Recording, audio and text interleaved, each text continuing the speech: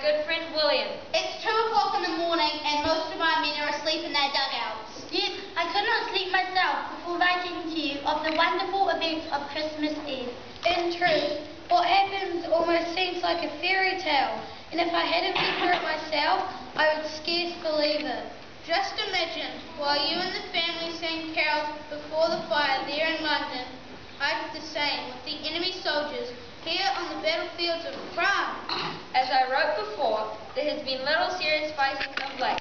The first battles of the war left so many dead that both sides have held back until replacements could come from home. So we have mostly stayed in our trenches and waited.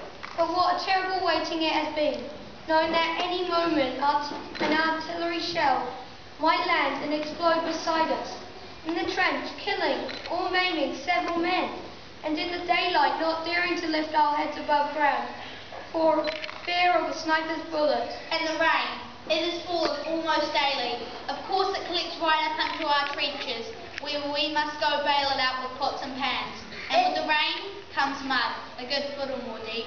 It splatters and cakes everything and constantly sucks at our boots. One new recruit got his feet stuck in it, and then his hands too when he tried to get out. Through all this, we couldn't help feeling curious about the German soldiers across the way. After all, they faced the same dangers as we did, and slogged about in the same muck. What's more, their first trench was only 50 yards from ours. Between us lay no man's land, bordered on both sides by barbed wire. Yet they were close enough, we sometimes heard their voices. Of course, we hated them whenever they killed our friends, but other times we joked about them and almost felt we had something in common. And now it seems they felt the same. Just yesterday morning, Christmas Eve day, we had our first good freeze. As cold as we were, we welcomed it, because at least the mud froze solid. Everything was tinged white with frost, while a bright sun shone over all. Perfect Christmas weather. During the day, there was little shelling or rifle fire from either side, and as darkness fell on our Christmas Eve, the shooting stopped entirely. Our first complete silence in months. We hoped it might promise a peaceful holiday, but we didn't count on it. We'd been told the Germans might attack and try to catch us off guard. I went to the dugout to rest, and lying on my cot, I must have drifted asleep. All at once, my friend was shaking me awake, saying, "Come and see what the Germans are doing." I grabbed my rifle, stumbled out into the trench, and stuck my head cautiously above the sandbags. I never hoped to see a stranger and more lovely sight. Clusters of tiny lights were shining all along the German line, left and right, as far as the eye could see. "What is it?" I asked in bewilderment, and someone answered, "Christmas trees." And so it was. The Germans had placed Christmas trees in front of their trenches, lit by candle or lantern, like good beacons of goodwill. And then we heard their voices raised in a song.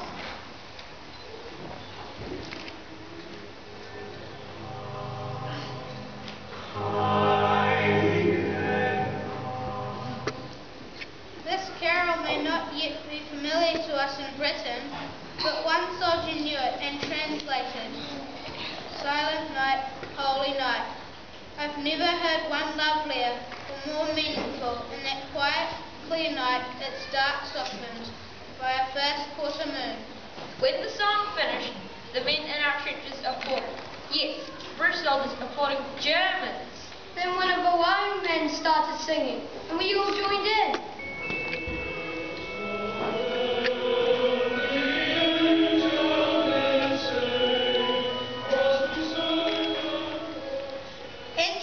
We sounded not nearly as good as the Germans, with their fine harmonies, but they responded with an enthusiastic applause of their own, and then began another.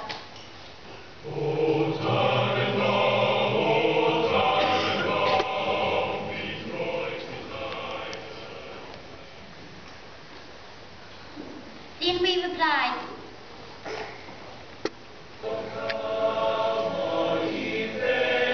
But this time they joined in, singing the same words in Latin.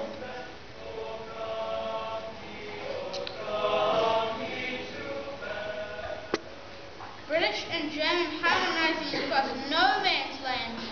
I would have thought nothing could be more amazing, but what came next was more so. one of them shouted. You no shoot, we no shoot. There, in the trenches, we looked at each other in bewilderment.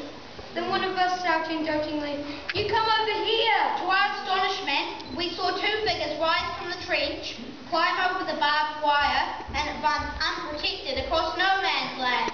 One of them called, "Send officer to talk." I saw one of our men lift his rifle to the ready, and no doubt others did the same. But our captain called out, "Hold your fire!" Then he climbed out and went to meet the Germans halfway. We heard them talking, and a few minutes later, the captain came back with a German cigar in his mouth. We've agreed there will be no shooting before midnight tomorrow, he announced. But sentries are to remain on duty, and the rest of you, stay alert. Across the way, we could make out groups of 2 or 3 men starting out of the trenches and coming toward us. Then some of us were climbing out too, and in minutes more, there we were in no man's land, over 100 soldiers and officers of each side, shaking hands with men we've been trying to kill just hours earlier. Before long, a bonfire was built, and around it we mingled British khaki and German grey. I must say, the Germans were better dressed with fresh uniforms for the holiday. Only a couple of our men knew German, but more of the Germans knew English. I asked one of them why that was. Because many have worked in England, he said. Before all this, I was a waiter at the Hotel Cecil. Perhaps I waited on your table. Perhaps you did, I said, laughing. One German told me he had a girlfriend in London and that the war had interrupted their plans for marriage. I told him, "Don't worry, we'll have you back by Easter. Then you can come back and marry the girl." He laughed at that. Then he asked her if I'd send her a postcard he'd give me later, and I promised I would. Another German had been a porter at Victoria Station. He showed me a picture of his family back in Munich. His elder sister was so lovely. I said I should like to meet her one day. He beamed and said he would like that very much and gave me his family's address. Even those who could not converse could still exchange gifts. Our cigarettes for their cigars, our tea for their coffee, our corned beef for their sausage. Badges and buttons from uniforms changed owners, and one of our lads walked off with a spiked helmet. I myself traded a jackknife for a leather equipment belt, a fine souvenir to show back at home. Newspapers too changed hands, and the Germans howled at laughter at ours. They assured that France was finished, and Russia nearly beaten too. We told them that was nonsense. And one of them said, "Well, you believe your newspapers and we'll believe ours." Clearly they are lied to, yet after meeting these men, I wonder how truthful our own newspapers have been. These are not the savage barbarians we've read so much about. They are men with homes and families, hopes and fears, principles and, yes, love of country. In other words, men like ourselves. Why are we led to believe otherwise? As it grew late, a few more songs were traded around the fire, and then all joined in for "I Am Not Lying to You," Old Lang Syne.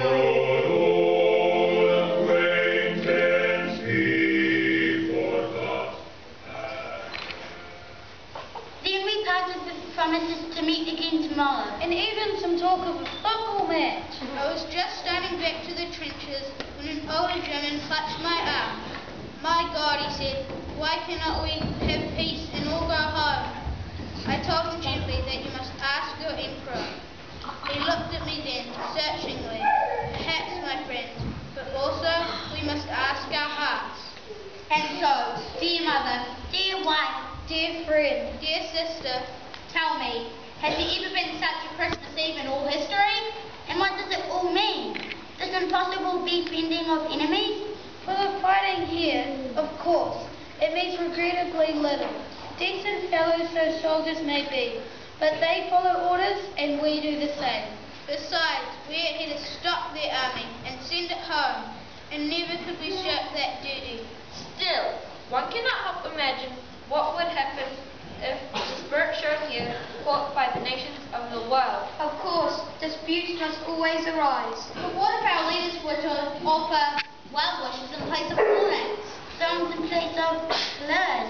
Presents in place of reprisals? Will not all war eat at once? All nations say they want peace. Yet on this Christmas morning, I wonder if we want it quite enough. Yours truly, Yours always, sincerely, with all my love, Faithfully, Yours, John, Andrew. Philip, Tom, Charles. Albert.